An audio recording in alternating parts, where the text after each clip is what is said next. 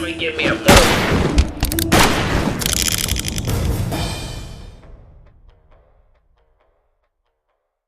Hello everyone, welcome to this Life is a Table 5 breakdown, where today I'll be breaking down Abound in Chaos. Life is a Table 5's first episode that premiered on June 17th. Initially, I already wrote a script for this episode before. I've since realized that it needed to be rewritten for various reasons.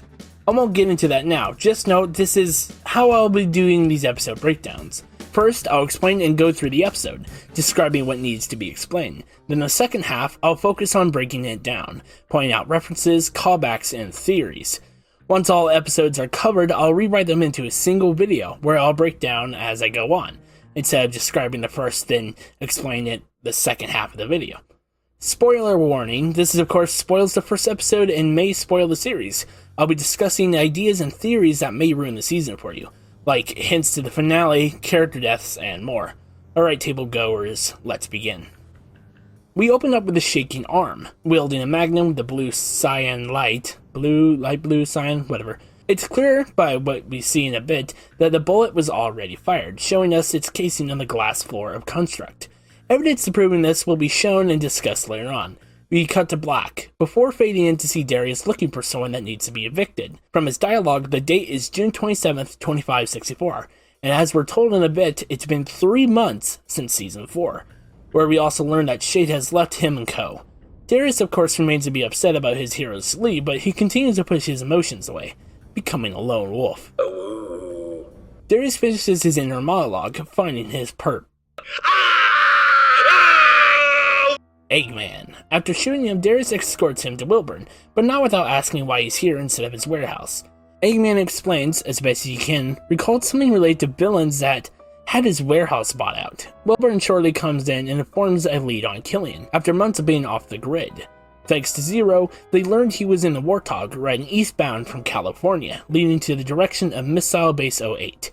Conveniently, not so conveniently, an artifact was just recently escorted in there by the UNSC. The two head out and make their way, however, they could not get there soon enough. Since an attack on Missile Base 08, we are met with these defined characters from the Diabolical Guild of Villains: Lewis, Vera, Violet, Baxter, and Killian. Of course, also Francisco and Lightning Kitty. They're super important. No, I'm just kidding. I just really like the characters. After the initial hit on the surface, Killian, Baxter, and Lewis enter deeper into the base, taking out those on the halls. While I could be here all day exploring these segments, it's something I'll save for, the bigger video once all the episodes are broken down, for the references, Easter eggs, and whatever. For now, we'll skip to the end, where we see Killian prep his new artifact. We don't completely see it for a bit, but eventually we do. That's right, table lovers. Teleportation. After kicking Asmar, we return to Baxter and Lewis fighting as well, before Pistol Pete is able to get his magnum raised. But Killian comes in just in time and rolls the intro for this season.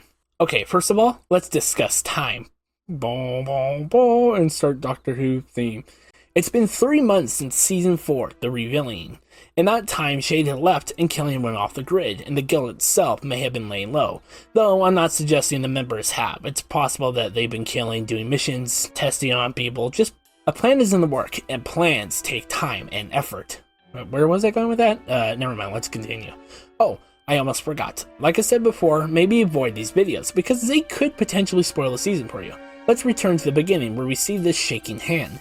A magnum with a blue light, and an empty casing. We see later in the episode that suggests something. Boom. Phasma rounds. Phasma? Plasma? Whatever. During the attack, we see Killian having this type of bullet. As we see in the opening, someone has this pistol, being Killian's. Gray armor, and a casing that looks just like the bullet. I said that line wrong, but we're gonna continue. But missing the glow, suggesting the bullet has already been shot. And since the casing is still on the ground, I'm thinking that it's been there for a while. I'll get more into this, but for now, you get the point.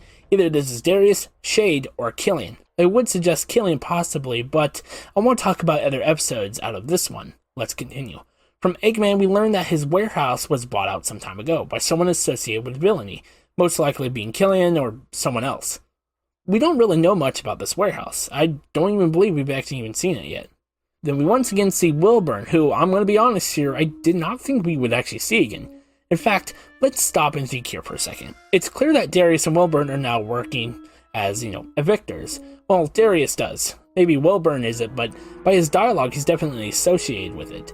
This is quite strange when you actually kind of think about it. What happened in those 3 months that Darius, a since-heroed mercenary, and Wilburn, a mortician formerly copper of the IPC?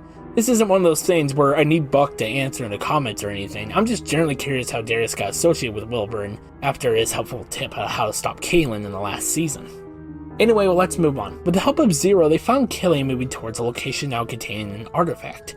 Now, how exactly do they know this? Sure, Wilburn is a former cop and made no fans or contacts, but Zero? Clearly, he's everywhere.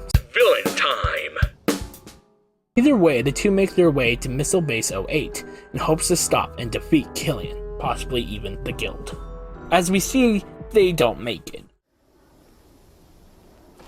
Opening fire! Where we follow the diabolical guild of villains. Well, a small number of them, mostly skeleton crew, attacking the base, killing any unit of sea guards there. We also get introduced to a few new faces, Violet, Baxter, and Vera, as this episode goes on. Just by what we see here, we get a good idea of these characters, Violet being a stone cold bitch, a skilled and soulless soldier. That better? Yeah, okay, let's move on. Then there's Baxter, clearly a young, practically inexperienced member of the guild, but it's fairly dope as a fencer. And Vera, Killian's personal and helpful AI, who he can only hear for the time being. She makes beeps and sheens. Don't worry, we'll get more into other characters as the season goes on. Killian has the artifact prepared, asking Vera to do so. A little later, he tests out and is able to teleport, or whatever it's called. It's essentially teleportation, but continue to think of it as more of a sci-fi reason, not a fantasy. Afterwards, as really the rest of it can be skipped for now for this video, let's get to the intro, which I'm gonna speed run through real quick, because of laziness. First off, Darius has the Tiki Dex, something that was in Killian's possession. Zero's eyes turn orange and white, much like very old renders of him, such as seen in the Spotify playlist. Oh, and the intro is stylized in a Borderlands kind of look. I don't exactly know what's referred to as, I guess I would just call it like ink. I don't really know what you would refer it to as, but a whole bunch of other games and movies have this style. Now let's talk about the title card. Well, not that specifically, but what happens when we get there. The ending, where we see Killian teleport behind Darius and aim at Shade. Shade's visor flickering away, just contributing to the idea that Shade actually might die, possibly related to the opening. Oh, that and Roderick's visor turning that light blue, cyan, whatever. I can't specifically recall if we've actually seen that before, which is why I'm trying to break down Life as a Table, so I can, have everything marked down, all references, all appearances, all little details, get it, I'm a hardcore fan, shut the I'll get more into that as a bit. Well, that was Season 5, Episode 1, Abound in Chaos. All done for now, which I had also mistakenly referred to as Around in Chaos in the original breakdown for the series, so maybe that was for the best. Anyway, and this is completely off script, so this might be really long, this is a rant. Welcome to the series. I know it's just like, I've been doing all my other projects and all that, so these breakdown videos aren't getting really the attention they're supposed to, and I already foresee that this season is going to end before I can even catch up. So, ready for, all the rest of the breakdowns to actually happen long after the season's already completely out, and then at one point do a big video where I go a lot more into depth and detail about references, callbacks, all that type of stuff. But yeah, I'll get right into writing the Diabolical Guild of Villains, which is episode 2 of this season.